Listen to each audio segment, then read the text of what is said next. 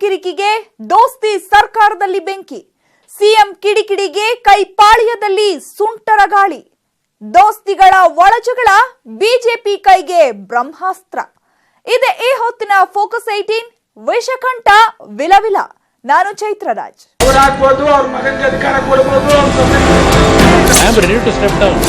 ನಮ್ಮ ಎಂಎಲ್ಎಗಳು ನಾವೇ ಕಂಟ್ರೋಲ್ ಮಾಡ್ತೀವಿ. What is wrong in that? ನಿಜವಾಗಿ ನೀವು ರಾಜೀನಾಮೆ ಕೊಟ್ಟು ಮನೆಗೆ ಹೋಗಿ ಅಧಿಕಾರ ಇಟ್ಕೊಳ್ಳಿ, ಇಂದ ಮಾರ ಮರ್ಯಾದೆ ಇಟ್ಕೊಳ್ಳಿ.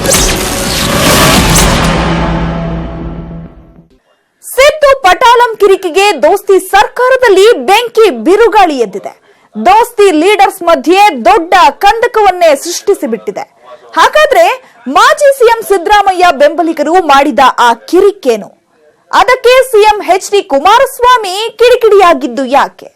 ನಾನು ವಿಷಕಂಠ ಅಂತ ಹೇಳಿಕೊಂಡಿರೋ ಸಿಎಂ ವಿಲವಿಲ ಒದ್ದಾಡ್ತಿರೋದ್ಯೇಕೆ? ದೋಸ್ತಿಗಳ ಒಳಜಗಳ ಬಿಜೆಪಿಗೆ ಬ್ರಹ್ಮಾಸ್ತ್ರವಾಗಿದ್ದಾದ್ರೂ ಹೇಗೆ? ದೋಸ್ತಿ ಸರ್ಕಾರ ಉರುಳುತ್ತಾ ಉಳಿಯುತ್ತಾ? ಸದ್ಯ ಸ್ಫೋಟಕವಾಗಿರೋ ರಾಜಕೀಯ ಬಾಂಬ್ ಯಾವುದು? ಎಲ್ಲಿದೆ ನೋಡಿ ಆ ಸ್ಟೋರಿ.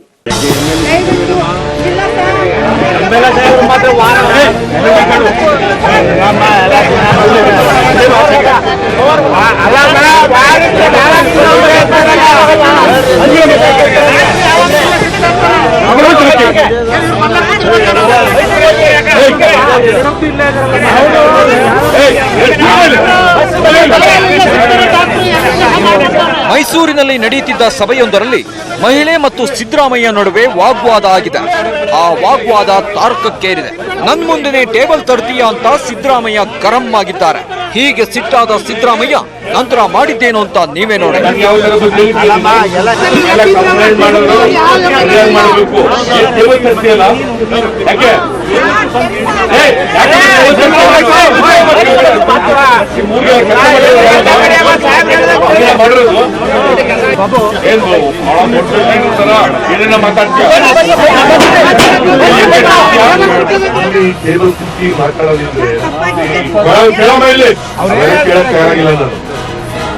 ಕೇಬಲ್ ಕುಟ್ಟಿ ನಾನು ಎದುರುಗಡೆ ಕೇಬಲ್ ಕುಟ್ಟಿ ಏನು ದೇಶಕ್ಕೆ ಬಹಳ ಅನ್ಯಾಯ ಮಾಡ್ಬಿಟ್ಟಿದ್ದೀವಿ ನಾವು ಮಾತಾಡಿದ್ರೇನು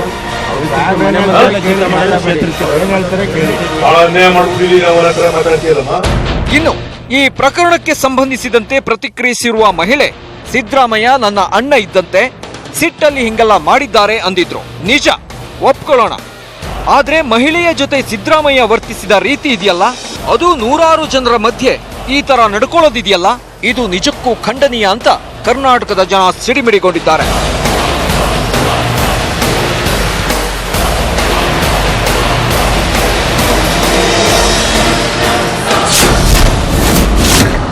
ಮಾಜಿ ಸಿಎಂ ಸಿದ್ದರಾಮಯ್ಯ ಸಿಟ್ಟಾಗಿದ್ಯಾಕೆ? ದೋಸ್ತಿಯಲ್ಲಿನ ಬಿರುಕು ಕೋಪಕ್ಕೆ ಕಾರಣವಾಯ್ತಾ? ಇನ್ನು ಮಾಜಿ ಸಿಎಂ ಸಿದ್ದರಾಮಯ್ಯ ಫುಲ್ ಗರಂ ಆಗಿದ್ರ ಹಿಂದಿನ ಅಸಲಿ ಕಾರಣ ದೋಸ್ತಿ ಸರ್ಕಾರದಲ್ಲಿನ ಬಿರುಕೆ ಅಂತ ಕೆಲವರು ಮಾತಾಡ್ಕೊಳ್ತಿದ್ದಾರೆ. ಯಾಕಂದ್ರೆ ದಿನದಿಂದ ದಿನಕ್ಕೆ ದೋಸ್ತಿ ಸರ್ಕಾರದಲ್ಲಿ ಕಿರಿಕಿರಿ ಉಂಟಾಗ್ತಿದೆ. ಒಂದ್ಸಲ ಜೆಡಿಎಸ್ನವರು, ಮತ್ತೊಂದ್ಸಲ ಕಾಂಗ್ರೆಸ್ನವರು ಒಳಗೊಳಗೆ ಜಗಳಕ್ಕಿಳಿತಿದ್ದಾರೆ. ಈ ಒಳ ಜಗಳಗಳನ್ನ ತಣ್ಣಗಾಗಿಸೋದಕ್ಕೆ ಸಿದ್ದರಾಮಯ್ಯ ಸಾಕಷ್ಟು ಟ್ರೈ ಮಾಡಿದ್ರೂ ಸಾಧ್ಯವಾಗಿಲ್ಲ. ಆ ಸಿಟ್ಟೆ ಇದಕ್ಕೆಲ್ಲ ಕಾರಣ ಅಂತ ಹೇಳಲಾಗ್ತಿದೆ.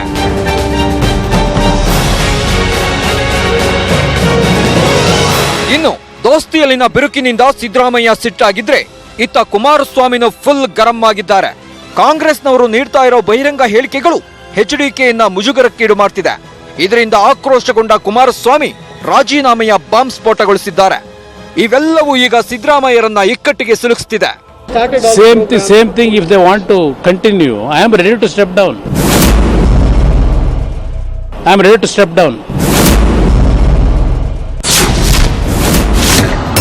ದೋಸ್ತಿಯಲ್ಲಿ ಮತ್ತೆ ಶುರುವಾಯ್ತಾ Dangal? Congress leaders, they must control their MLAs. That is left to them only. ನಮ್ಮ ಎಂಎಲ್ಎಗಳು ನಾವೇ ಕಂಟ್ರೋಲ್ ಮಾಡ್ತೀವಿ. ಮತ್ತೆ ಅವರು ಕಂಟ್ರೋಲ್ ಮಾಡ್ತಾರ, ನಾವೇ ಕಂಟ್ರೋಲ್ ಮಾಡ್ತೀವಿ. ಕೈ ನಾಯಕರು ಸಿದ್ದುನೇ ಸಿಎಂ ಅಂದಿದ್ಯಾಕೆ? ನನ್ನ ಇದಕ್ಕೆ ಮುಖ್ಯಮಂತ್ರಿ ಇದ್ದಾಗೇನೆ ಸಿದ್ದರಾಮಯ್ಯನವರು. ಮಾನ್ಯ ಸಿದ್ದರಾಮಯ್ಯನವರು ನಮ್ಮ ಪಾಲಿಗೆ ಮಾಜಿ ಆಗಿಲ್ಲ, ಇವತ್ತು ಕೂಡ ಮುಖ್ಯಮಂತ್ರಿಗಳಾಗಿದ್ದಾರೆ ಅನ್ನೋದನ್ನ ನೀವು ತೋರಿಸ್ಕೊಟ್ಟಿದ್ದೀರಿ.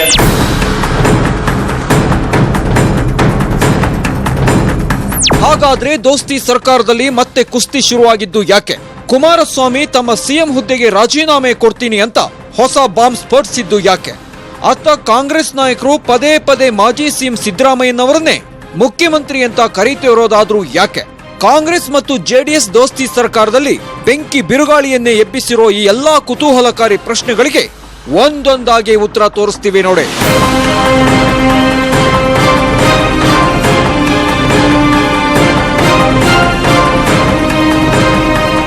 ಕಾಂಗ್ರೆಸ್ ಮತ್ತು ಜೆಡಿಎಸ್ ದೋಸ್ತಿ ಸರ್ಕಾರದಲ್ಲಿ ಎಲ್ಲವೂ ಸರಿಯಿಲ್ಲ, ಪರಸ್ಪರ ಮನಸ್ತಾಪ, ಕಿತ್ತಾಟಗಳು ಇವೆ ಅನ್ನೋದನ್ನ ಸದ್ಯದ ರಾಜಕೀಯ ಬೆಳವಣಿಗೆಗಳು ಮತ್ತೆ ಸಾಬೀತು ಮಾಡಿವೆ. ನಿಜ ಹೇಳಬೇಕು ಅಂದ್ರೆ ದೋಸ್ತಿ ಸರ್ಕಾರದಲ್ಲಿ ಮತ್ತೆ ಬಿರುಕು ಕಾಣಿಸಿಕೊಳ್ಳೋಕೆ ಕಾರಣವಾಗಿದ್ದು ಮಾಜಿ ಸಿಎಂ ಸಿದ್ದರಾಮಯ್ಯನವರ ಬಣ. ಎಸ್, ಸಿದ್ದರಾಮಯ್ಯನವರ ಗುಂಪಿನಲ್ಲಿ ಗುರುತಿಸಿಕೊಂಡ ಕೆಲ ಕಾಂಗ್ರೆಸ್ ಶಾಸಕರು ಸಿಎಂ ಕುಮಾರಸ್ವಾಮಿ ಆಡಳಿತದ ಬಗ್ಗೆ ಬಹಿರಂಗವಾಗಿ ಪ್ರಶ್ನೆಗಳನ್ನ ಎತ್ತಿದ್ದಾರೆ. ಅಷ್ಟೇ ಅಲ್ಲ, ಮುಖ್ಯಮಂತ್ರಿ ಸ್ಥಾನದಲ್ಲಿ ಮತ್ತೆ ಸಿದ್ದರಾಮಯ್ಯ ಅವರನ್ನೇ ನೋಡಲು ಬಯಸುತ್ತಿರುವುದಾಗಿ ಹೇಳಿಕೆಯನ್ನು ನೀಡಿದ್ದಾರೆ. ಅಷ್ಟಕ್ಕೂ ಅಂತ ಹೇಳಿಕೆ ಕೊಟ್ಟ ಕಾಂಗ್ರೆಸ್ ಶಾಸಕರು ಯಾರು ಗೊತ್ತಾ? ನೀವೇ ನೋಡಿ. ಅವರಾಗ್ಬೋದು, ಅವ್ರ ಮಗನಿಗೆ ಅಧಿಕಾರ ಕೊಡಬಹುದು, ಅವ್ರ ಸೊಸೆ ಕೊಡಬಹುದು, ಇನ್ನು ಸುತ್ತಮುತ್ತಲಿನ ಇವರಿಗೆ ಅಧಿಕಾರವನ್ನ ಕೊಡಬಹುದು. ಆದ್ರೆ ಸಿದ್ದರಾಮಯ್ಯನವರ ಚಿಂತನೆ ಯಾರಿಗೆ ರಾಜಕೀಯದಲ್ಲಿ ಶಕ್ತಿ ಇಲ್ಲ ಅಂತವರಿಗೆ ಗುರುತಿಸಿ ಅವರಿಗೆ ರಾಜಕೀಯವನ್ನ ಅಧಿಕಾರವನ್ನ ಕೊಡಿಸ್ತಕ್ಕಂಥದ್ದು ಇದೆಯಲ್ಲ, ಅದರಿಂದನೇ ಸನ್ಮಾನ್ಯ ಮುಖ್ಯಮಂತ್ರಿ ಸಿದ್ದರಾಮಯ್ಯನವ್ರನ್ನ ಇವತ್ತು ನೀವೆಲ್ಲ ಪ್ರೀತಿಯಿಂದ ಗೌರವದಿಂದ ನೋಡ್ತಕ್ಕಂಥದ್ದು ಕರ್ನಾಟಕದ ಜನತೆ ಕೂಡ. ಎಸ್, ಯಶವಂತಪುರ ಕ್ಷೇತ್ರದ ಕಾಂಗ್ರೆಸ್ ಶಾಸಕ ಎಸ್.ಟಿ. ಸೋಮಶೇಖರ್ ಕೊಟ್ಟ ಈ ಹೇಳಿಕೆ ದೋಸ್ತಿ ಸರ್ಕಾರದಲ್ಲಿ ಅಲ್ಲೋಲ ಕಲ್ಲೋಲವನ್ನೇ ಸೃಷ್ಟಿಸಿದೆ. ಸಿಎಂ ಕುಮಾರಸ್ವಾಮಿ ಪಿತ್ತ ನೆತ್ತಿಗೆ ಇರುವಂತೆ ಮಾಡಿದೆ. ಕೊನೆಗೆ ತಮ್ಮ ಸಿಎಂ ಹುದ್ದೆಗೆ ರಾಜೀನಾಮೆ ನೀಡೋದಾಗಿ ಹೇಳಿದ್ದಾರೆ. Congress leaders, they have to watch all those issues. That is left to them. That is not my reaction has to be taken by me. You ask Congress leaders. I am not concerned person for those things. Same thing if they want to continue. I am ready to step down.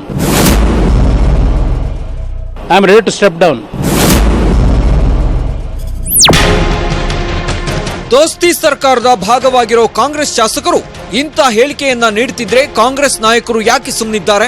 ಅವರು ಇಂಥ ಶಾಸಕರನ್ನ control ಮಾಡಬೇಕು ಅಂತ ಹೇಳಿದ್ರು. ಒಂದೊಮ್ಮೆ ಅವರು ಇಂಥ ಶಾಸಕರನ್ನ ಕಂಟ್ರೋಲ್ ಮಾಡಿಲ್ಲ ಅಂದ್ರೆ ಅದರಿಂದ ನನಗೇನು ಸಮಸ್ಯೆ ಆಗಲ್ಲ, ಇದು ಕಾಂಗ್ರೆಸ್ ನಾಯಕರಿಗೆ ಸಮಸ್ಯೆ ಆಗೋದು ಅಂತ ಹೇಳಿದ್ದಾರೆ. Congress leaders must think about all these things to control them. Yes, they are crossing the line. It will not going to affect on me. It will going to affect on Congress leaders only. Congress leaders, they must control their MLAs. Frequently, if they in the open meetings, if they react like this, that is left to them only. CM Kumaraswamy ಹೀಗೆ ಗುಡುಗಿದ್ದ ತಡ ರಾಜ್ಯ ಕೈಪಾಳ್ಯದಲ್ಲಿ ಕಂಪನ ಶುರುವಾಗಿದೆ. ಆದ್ರೆ ಮಾಜಿ CM Siddaramaiah ಮಾತ್ರ HDK ಹೇಳಿಕೆಗೆ ಸಿಕ್ಕಾಪಟ್ಟೆ ತಲೆ ಕೆಡಿಸಿಕೊಂಡಿಲ್ಲ. ಬದಲಿಗೆ ಕೂಲ್ ಆಗಿ ತಿರುಗೇಟು ನೀಡಿದ್ದಾರೆ. ನಮ್ಮ MLAಗಳು ನಾವೇ ಕಂಟ್ರೋಲ್ ಮಾಡ್ತೀವಿ, ಮತ್ತೆ ಅವರು ಕಂಟ್ರೋಲ್ ಮಾಡ್ತಾರ, ನಾವೇ ಕಂಟ್ರೋಲ್ ಮಾಡ್ತೀವಿ. ಅಲ್ಲಿಗೆ ದೋಸ್ತಿ ಸರ್ಕಾರದಲ್ಲಿ ಅಸಲಿ ದಂಗಲ್ ಶುರುವಾಗಿದೆ ಅಂತಾನೆ ಹೇಳಬಹುದು. ಆದ್ರೆ ಸಮಸ್ಯೆಯನ್ನ ಮತ್ತಷ್ಟು ದೊಡ್ಡದು ಮಾಡೋದು ಬೇಡ ಅಂತ ಹೇಳಿ ಕಾಂಗ್ರೆಸ್ ನಾಯಕರು ದೋಸ್ತಿ ಸರ್ಕಾರದಲ್ಲಿ ಕುಮಾರಸ್ವಾಮಿಯೇ ಸಿಎಂ, ಸಿದ್ದರಾಮಯ್ಯ ಸಿಎಂ ಆಗೋಕೆ ಸಾಧ್ಯವೇ ಇಲ್ಲ ಅಂತ ಹೇಳಿದ್ದಾರೆ. ಫಸ್ಟ್ ಆಫ್ ಆಲ್ ನಾವು ಸಮ್ಮಿಶ್ರ ಸರ್ಕಾರ ಮಾಡಿದ್ದೀವಿ, JDSನವರೇ ಮುಖ್ಯಮಂತ್ರಿ ಆಗಬೇಕು ಅಂತ ಮಾಡಿದ್ದೀವಿ. ಆ ಪ್ರಶ್ನೆ ಉದ್ಭವ ಆಗದೇ ಇಲ್ಲ. ನಾನು ಮುಖ್ಯಮಂತ್ರಿ ಆಗೋದು ಅವೆಲ್ಲ ಉದ್ಭವ ಅಲ್ಲ. ಸಿಎಂ ಕಿಡಿಕಿಡಿಗೆ ಕೈಪಾಳ್ಯದಲ್ಲಿ ಸುಂಟರ ಗಾಳಿ. ಸೋಮಶೇಖರ್ ಹೇಳಿಕೆಗೆ ತೀವ್ರ ಆಕ್ಷೇಪ.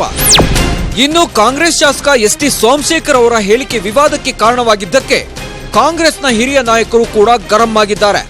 ಮಲ್ಲಿಕಾರ್ಜುನ ಖರ್ಗೆ, ಕರ್ನಾಟಕ ಕಾಂಗ್ರೆಸ್ ಉಸ್ತುವಾರಿ ಕೆಸಿ ವೇಣುಗೋಪಾಲ್, ಕೆಪಿಸಿಸಿ ಅಧ್ಯಕ್ಷ ದಿನೇಶ್ ಗುಂಡೂರಾವ್ ಸೇರಿದಂತೆ ಪಕ್ಷದ ಅನೇಕರು ಆಕ್ಷೇಪ ವ್ಯಕ್ತಪಡಿಸಿದರು. ಸೋಮಶೇಖರ್ ಅವರ ಸ್ಟೇಟ್ಮೆಂಟ್ ಅನ್ನು ಇವತ್ತು ಬೆಳಗ್ಗೆ ನಾನು ನೋಡಿದ್ದೀನಿ. ಇದು ಅತ್ಯಂತ ಆಕ್ಷೇಪಕ್ಕೆ ಒಳಗಾಗ್ತಕ್ಕಂಥ ಸ್ಟೇಟ್ಮೆಂಟ್. ಇದು ಶಿಸ್ತನ್ನು ಮೀರ್ತಕ್ಕಂಥ ಸ್ಟೇಟ್ಮೆಂಟ್. ಇವತ್ತು ಮೈತ್ರಿ ಸರ್ಕಾರ ಬೆಂಗಳೂರು ನಗರ ವಿಚಾರದಲ್ಲಿ ಸಾಕಷ್ಟು ಕೆಲಸ ಕಾರ್ಯಗಳು ಮಾಡ್ತಾ ಇದೆ. ಹಿಂದಿನ ಸರ್ಕಾರ ಕೆಲಸಗಳು ಕೂಡ ಜಾರಿಯಾಗ್ತಾ ಇದೆ. ಸಿದ್ದರಾಮಯ್ಯ ಅವರ ಸರ್ಕಾರ ಇದ್ದಾಗ ಮತ್ತು ಮೆಟ್ರೋ ಯೋಜನೆ ವಿಸ್ತರಣಾ, ಪೆರಿಫೆರಲ್ ರಿಂಗ್ ರೋಡು, ಇನ್ನು ಸಬರ್ಬನ್ ರೈಲ್ವೆ ಮತ್ತು ಹಲವಾರು ಸುಮಾರು 8,000 ಕೋಟಿ ರೂಪಾಯಿಯಷ್ಟು ಕಾಮಗಾರಿಗಳು ಬೆಂಗಳೂರಿನಲ್ಲಿ ಇವತ್ತು ನಡೀತಾ ಇದೆ. ಆದ್ದರಿಂದ ಇವತ್ತು ಸೋಮಶೇಖರ್ ಅವರು BDA ಅಧ್ಯಕ್ಷರು, ಅವ್ರು ಈ ರೀತಿಯಾಗಿ ಸಾರ್ವಜನಿಕವಾಗಿ ಹೇಳಿಕೆ ಕೊಡ್ತಕ್ಕಂಥದ್ದು ಸರಿಯಲ್ಲ. ಅದು ನಾನು ಅದನ್ನು ಖಂಡಿಸ್ತೀನಿ ಮತ್ತು ಅವ್ರ ಮೇಲೆ ಶೋಕಾಸ್ ನೋಟಿಸ್ ಅನ್ನು ಇಶ್ಯೂ ಮಾಡ್ತಾ ಇದ್ದೀನಿ. ಎಸ್.ಟಿ. ಸೋಮಶೇಖರ್ ಹೇಳಿಕೆಗೆ ಕೈಪಾಳ್ಯದಲ್ಲಿ ಆಕ್ಷೇಪ ಕೇಳಿ ಬಂದಿದೆ.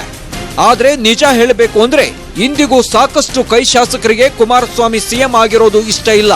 ಸಿದ್ದರಾಮಯ್ಯನವರು ಮತ್ತೆ ಸಿಎಂ ಆಗಬೇಕು ಅನ್ನೋ ಕನಸಿದೆ. ಸಿದ್ದರಾಮಯ್ಯನವರನ್ನ ದೇವರಂತೆ ಆರಾಧಿಸೋ ಶಾಸಕರು ಕಾಂಗ್ರೆಸ್ನಲ್ಲಿದ್ದಾರೆ. ಹೀಗಾಗಿ ಈ ಹಿಂದೆ ಕೆಲ ಕೈ ಶಾಸಕರು ಬಹಿರಂಗವಾಗಿ ಸಿದ್ದರಾಮಯ್ಯನವರೇ ನಮ್ಮ ಪಾಲಿನ ಮುಖ್ಯಮಂತ್ರಿ ಅಂತ ಹೇಳಿಕೊಂಡಿದ್ರು. ಅವರಲ್ಲಿ ಒಬ್ರು ಚಿಕ್ಕಬಳ್ಳಾಪುರ ಶಾಸಕ ಡಾಕ್ಟರ್ ಕೆ ಸುಧಾಕರ್. ಮಾನ್ಯ ಸಿದ್ದರಾಮಣ್ಣವರು ನಮ್ಮ ಪಾಲಿಗೆ ಮಾಜಿ ಆಗಿಲ್ಲ, ಇವತ್ತು ಕೂಡ ಮುಖ್ಯಮಂತ್ರಿಗಳಾಗಿದ್ದಾರೆ ಅನ್ನೋದನ್ನ ನೀವು ತೋರಿಸ್ಕೊಟ್ಟಿದ್ದೀರಿ ಅಂತ ಹೇಳಲಿಕ್ಕೆ ಬಯಸ್ತೇನೆ. ಕೇಳಿದ್ರಲ್ಲ ಶಾಸಕ ಸುಧಾಕರ್ ಅವರು ಹೇಳಿದ್ದನ್ನ. ಸಿದ್ದರಾಮಯ್ಯ ಮಾಜಿ ಸಿಎಂ ಆಗಿದ್ರು ಇಂದಿಗೂ ಅವರ ಪಾಲಿಗೆ ಸಿದ್ದರಾಮಯ್ಯನವರೇ ಸಿಎಂ ಅಂತೆ. ಇವರಷ್ಟೇ ಅಲ್ಲ, ಸಿದ್ದರಾಮಯ್ಯನವರನ್ನ ಈಗಲೂ ಸಿಎಂ ಅಂತ ಭಾವಿಸೋ ಕೈ ಶಾಸಕರು ಮತ್ತೊಬ್ಬರಿದ್ದಾರೆ.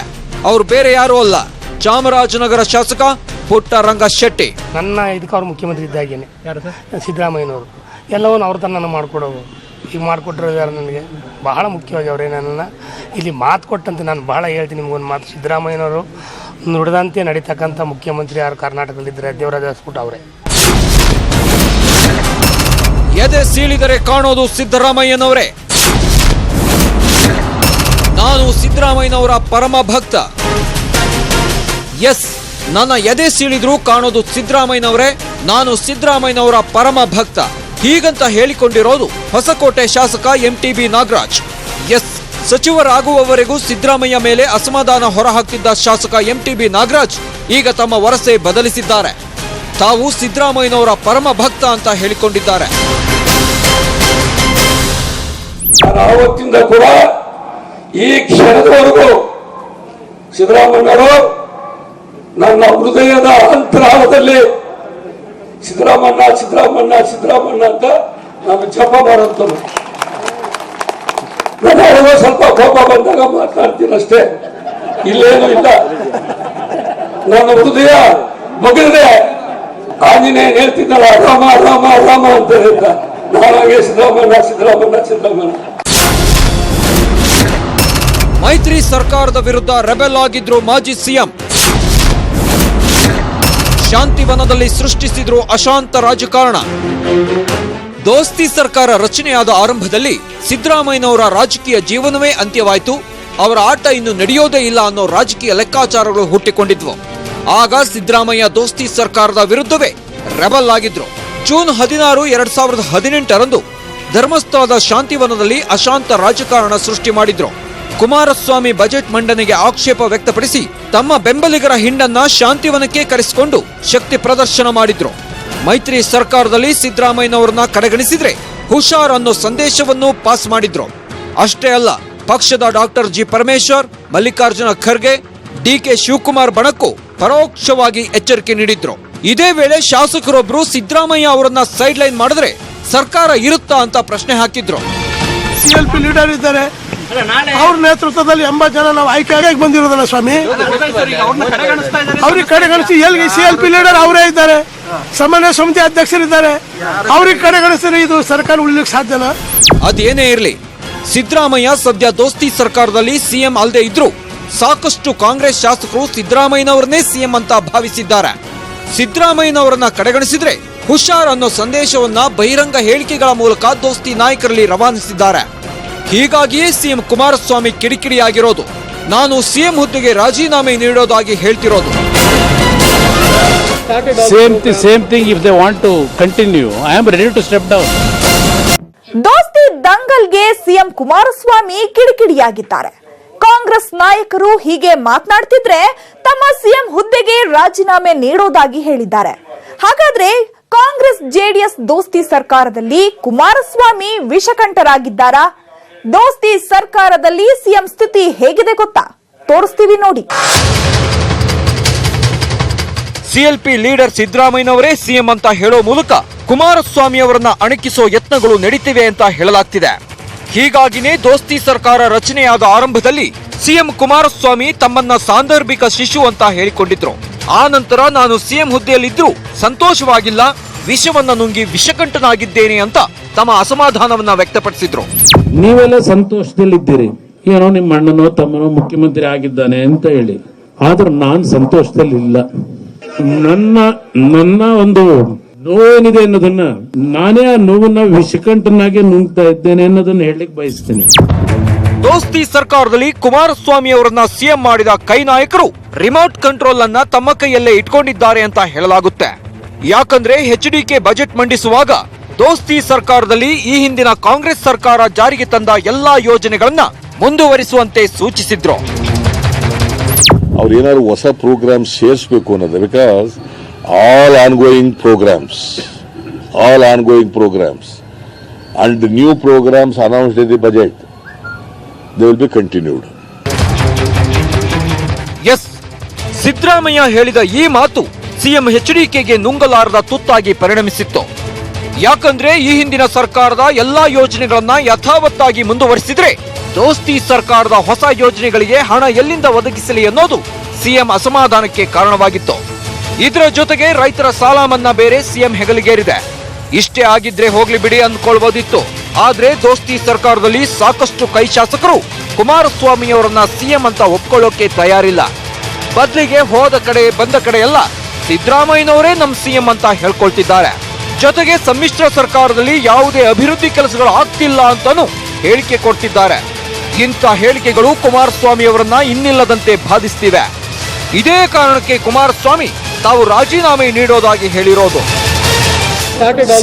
Same thing. If they want to continue, I am ready to step down. ದೋಸ್ತಿಗಳ ಒಳಜಗಳ ಬಿಜೆಪಿ ಕೈಗೆ ಬ್ರಹ್ಮಾಸ್ತ್ರ. ಎಸ್, ರೊಟ್ಟಿ ತಾನಾಗೆ ಜಾರಿ ತುಪ್ಪಕ್ಕೆ ಬೀಳಲಿ ಅನ್ನೋ ರೀತಿ ಕಾಯ್ತಿರೋ ಬಿಜೆಪಿ ನಾಯಕರಿಗೆ ದೋಸ್ತಿ ನಾಯಕರ ಒಳಜಗಳ ಬ್ರಹ್ಮಾಸ್ತ್ರವಾಗಿ ಬದಲಾಗಿದೆ. ಆದ್ರೆ ಇವರು ಹೀಗೆ ಕಿತ್ತಾಡ್ತಾ ಇದ್ರು ಸರ್ಕಾರ ಬೀಳಲ್ಲ. ಕುಮಾರಸ್ವಾಮಿ ಅವರು ರಾಜೀನಾಮೆ ನಾಟಕ ಆಡ್ತಿದ್ದಾರೆ ಅಷ್ಟೇ, ಅವರು ರಾಜೀನಾಮೆ ಕೊಡಲ್ಲ. ಇನ್ನು ಕಾಂಗ್ರೆಸ್ಗೂ ಗತಿ ಇಲ್ಲ, ಕುಮಾರಸ್ವಾಮಿ ಅವರನ್ನೇ ಸಿಎಂ ಅಂತ ಒಪ್ಕೋಬೇಕು ಅಂತ ಮಾತಿನ ಚಾಟಿ ಬೀಸಿದ್ದಾರೆ. ಅದೇನೇ ಇರಲಿ, ಸಿದ್ದು ಪಟಾಲಂ ಕಿರಿಕಿಗೆ ದೋಸ್ತಿ ಸರ್ಕಾರದಲ್ಲಿ ಬೆಂಕಿ ಹೊತ್ತಿ ಉರಿಯುತ್ತಿದೆ. ಇತ್ತ ಸಿಎಂ ರಾಜೀನಾಮೆ ಬಾಂಬ್ಗೆ ಕೈಪಾಳ್ಯದಲ್ಲೂ ಸುಂಟರ ಗಾಳಿ ಎದ್ದಿದೆ. ಮುಂದೇನಾಗುತ್ತೋ ಕಾದು ನೋಡಬೇಕಿದೆ. ದೋಸ್ತಿ ದಂಗಲ್ ಬಿಜೆಪಿಗೆ ಬ್ರಹ್ಮಾಸ್ತ್ರವಾಗಿ ಬದಲಾಗಿದೆ. ಲೋಕಸಮರದಲ್ಲಿ ಇದೇ ಬ್ರಹ್ಮಾಸ್ತ್ರವನ್ನ ಬಿಜೆಪಿ ಪ್ರಯೋಗಿಸೋ ಸಾಧ್ಯತೆ ಇದೆ. ಆದ್ರೆ ಅದಕ್ಕೆ HD ದೇವೇಗೌಡರು ಬಿಡ್ತಾರಾ? ದೋಸ್ತಿಗಳ ಜಗಳವನ್ನ ದೊಡ್ಡಗೌಡರು ಹೇಗೆ ಶಮನ ಮಾಡ್ತಾರೆ? ಎಲ್ಲಿದೆ ನೋಡಿ ಕಂಪ್ಲೀಟ್ ರಿಪೋರ್ಟ್. ದೋಸ್ತಿ ದಂಗಲ್ಗೆ ಸಿಎಂ ಕುಮಾರಸ್ವಾಮಿ ವಿಲ ವಿಲ ಒದ್ದಾಡ್ತಿದ್ದಾರೆ. ಸಿಎಂ ಕುರ್ಚಿಲಿ ಕೂತಿದ್ರು ಏನೂ ಮಾಡಲು ಆಗ್ತಿಲ್ವಲ್ಲ ಅಂತ ಕಂಗಾಲಾಗಿ ಹೋಗಿದ್ದಾರೆ. ಅತ್ತ ಬಿಜೆಪಿ ನಾಯಕರು ದೋಸ್ತಿಗಳ ಒಳಜಗಳವನ್ನೇ ಲೋಕಸಮರದ ಬ್ರಹ್ಮಾಸ್ತ್ರವನ್ನಾಗಿಸಿಕೊಳ್ಳಲು ಯತ್ನಿಸುತ್ತಿದ್ದಾರೆ. ಇದೆಲ್ಲವನ್ನ ಸೂಕ್ಷ್ಮವಾಗಿ ಗಮನಿಸುತ್ತಿರುವ ಜೆಡಿಎಸ್ ವರಿಷ್ಠ ದೇವೇಗೌಡರು ಇದೀಗ ಅಖಾಡಕ್ಕೆ ಇಳಿದಿದ್ದಾರೆ. ಒಂದು ಕಡೆ ಮಗನ ಪರ ಬ್ಯಾಟಿಂಗ್ ಮಾಡ್ತಾನೆ ದೋಸ್ತಿ ದಂಗಲ್ ಶಮನಕ್ಕೆ ಕೈ ಹಾಕಿದ್ದಾರೆ.